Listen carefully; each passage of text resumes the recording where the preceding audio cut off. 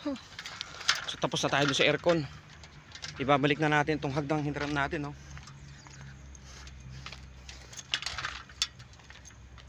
Hiniram lang kasi natin itong hagdan, kaya susuli natin dito sa ano, sa mismong ano ng sa office nila. Office dito. Bigat ah. Ayun, no, dyan tayo nagawa. Yan. Lalakad lang tayo.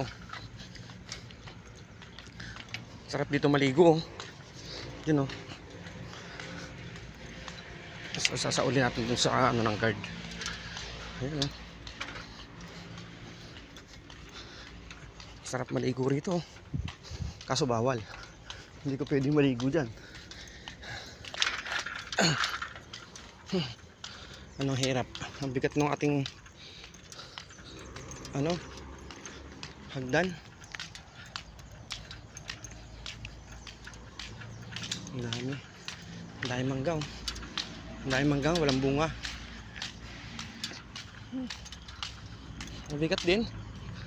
Aba, mag-isa lang kasi tayo, nag-repair ng aircon.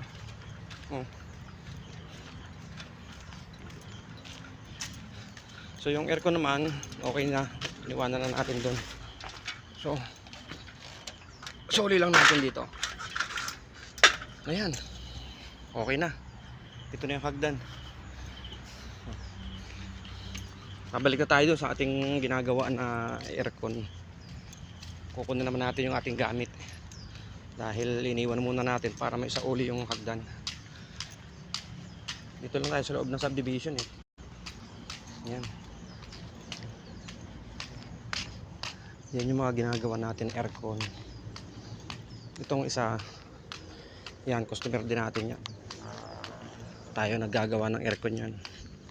Pati yung kay sir. Marami na rin tayo rito na servicean.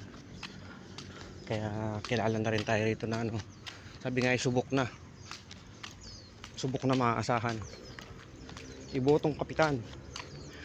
Madaling lapitan. Mahirap hanapin. Lalakad lang tayo mga ilang metro papunta roon sa ating service. Ang service kasi natin nandun sa customer, hindi iwan natin. At tayo naglalakad. At sinauli lang yung hagdan. Ayun yung ating ginagawa na aircon. May kulay pula.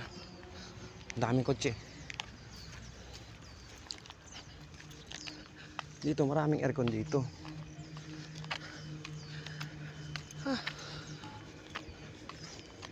Ayun yung ating service. Ayun yung ginawa natin ng aircon. So tayo aalis yata sila ma'am, sila sir. Tayo uwi na rin. So uwi na tayo dahil hapon na rin. Tapos na yung trabaho. Uwi na. Okay na kasi. So bye bye na.